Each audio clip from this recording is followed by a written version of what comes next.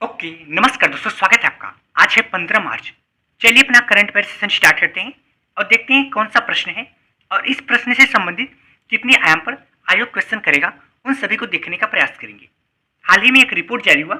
अब इस रिपोर्ट कौन सा रिपोर्ट है इसको देखेंगे और इस रिपोर्ट के आधार पर यह पता चला कि सर्वाधिक हथियार आयातक देश कौन है, सर्वाधिक हथियार निर्यातक देश कौन है, और भी जो भी क्वेश्चन बनेगा उन सभी को देखेंगे। दुनिया का शीर्ष हथियार आयातक देश कौन सा है, एक रिपोर्ट जारी हुआ जिस रिपोर्ट का नाम है सिप्री। इस रिपोर्ट के आधार पर पता चला कि 2019 से लेकर 2023 तक टोटल हथियार सर्वाधिक निर्यातक, सबसे ज्यादा हथियार बेचा कौन है, उसमें पहले नंबर पर यूएसए, दूसरे नंबर पर फ्रांस, और सर्वाधिक हथियार खरीदा कौन है, सर्वाधिक आयातक देश कौन है, वो पहले नंबर पर इंडिया, दूसरे नंबर पर सऊदी अरबिया।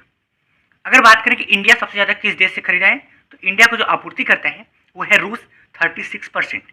इसके अलावा इस रिपोर्ट में और क्या पता चला, इस रिपोर्ट का फुल फॉर्म है Stockholm international peace and research institute.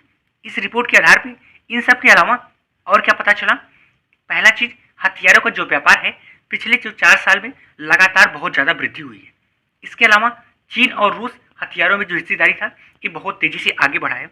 उसके अलावा भारत और सऊदी अरबिया का जो हथियार पे खर्च था ये भी बढ़ा है। अगर बात करें ग्लोबल फायर पावर इंडेक्स में भारत का कौन सा स्थान है, तो भारत का चौथा स्थान है।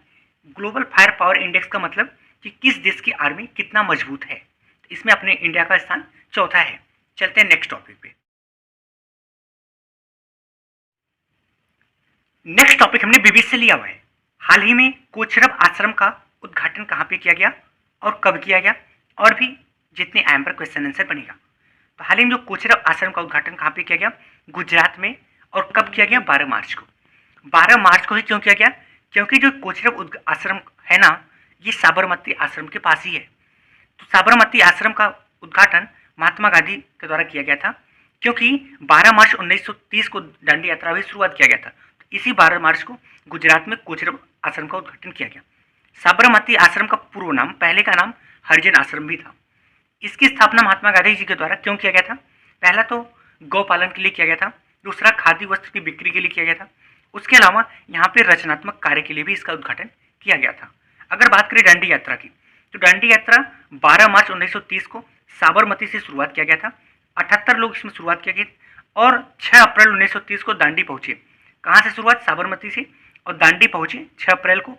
वहाँ पे नमक कर का विरोध किए और इसी यहाँ पे नमक कर का तोड़े विरोध किए, और इसी के बाद सविनय अवज्ञा आंदोलन की शुरुआत हुआ। अगर एक कोचरब की बात करें, यहाँ पे अन्य नाम क्या है, किस योजना के अंतर्गत इसकी शुरुआत किया गया है, तो आश्रम भूमि बंदना योजना के अंतर्गत इसको शुरुआत किया गया है। चलते हैं नेक्स्ट टॉपिक पे। नेक्स्ट टॉपिक हमने विज्ञान एवं प्रौद्योगिकी से लिया हुआ है। भारत के पहले फ्यूचर लैब्स केंद्र का उद्घाटन कहाँ पे किया गया। जैसा कि नाम से समझ में आ रहा है, फ्यूचर लैब्स मतलब आने वाले समय में लैब का काम करेगा। इसका उद्घाटन कहाँ पे किया गया, तिरुवनंतपुरम केरल में। अगर बात करें क्या है फ्यूचर लैब क्या है, तो यह केंद्र एक अत्याधुनिक सुविधा वाला है जो भारत को भविष्य की तकनीकों के लिए तैयार करने में मदद करेगा। मतलब भारत को जो भविष्य में टेक्नोलॉजी विकसित किया जाएगा वो इस लैब में विकसित किया जाएगा। एक ऐसा लैब बनाया जाएगा जहाँ पे अत्याधुनिक सुविधा होगा। ऐसा क्यों, तो यह केंद्र युवाओं को डिजिटल कौशल, उद्यमिता और रचनात्मक से परीक्षण प्रदान करने के लिए किया गया है। इसका जो मुख्य उद्देश्य है तो टेक्नोलॉजी को विकसित करने के लिए तो है ही, इसके अलावा मुख्यतः इसका उद्देश्य सेमीकंडक्टर चिप विकसित करना है। ये जो तिरुवनंतपुरम है, यहाँ की एक बिल्डिंग है सीडेक संस्था, यहीं पे इसको शुरुआत किया गया है। सीडेक का फुल फॉर्म है centre of development for advance computing. चलते हैं नेक्स्ट टॉपिक पे। नेक्स्ट टॉपिक हमने अंतर्राष्ट्रीय क्षेत्र से लिया हुआ है। हाल ही में किस देश के राष्ट्रीय दिवस समारोह पर हमारे देश के राष्ट्रपति जी शामिल हुए। अब देखो, ये अंतर्राष्ट्रीय संबंध से महत्वपूर्ण होगा, किस देश में शामिल हुए और कौन शामिल हुआ, कब शामिल हुए, और भी जितने महत्वपूर्ण आयाम पर होगा। तो हमारे देश के राष्ट्रपति द्रौपदी मुर्मू जी 3 दिवसीय यात्रा पे किस देश के राष्ट्रीय दिवस पे शामिल हुए, वो देश है मॉरिशस।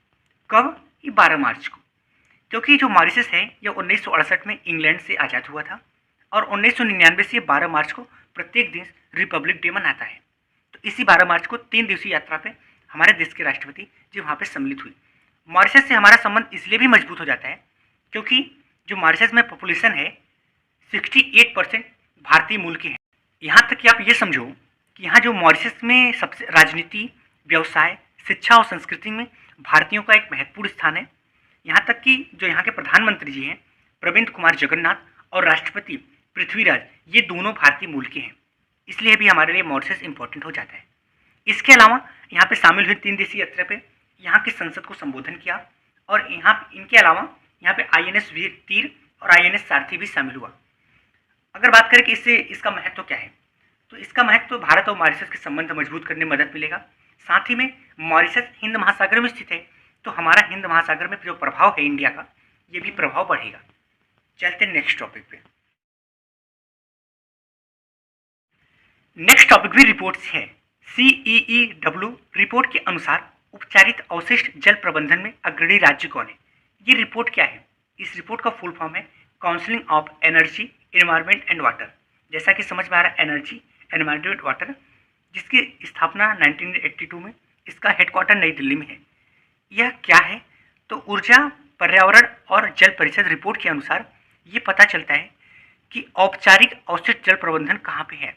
औपचारिक एज ऑफिशियल जो अवशिष्ट जल है उसका मैनेजमेंट किस राज्य में सर्वाधिक सबसे अच्छा है और किस राज्य में सबसे खराब है। तो जो शीर्ष राज्य है उसमें ये पता चला हरियाणा का जो अवशिष्ट जल प्रबंधन है, मैनेजमेंट है, वो अच्छा है।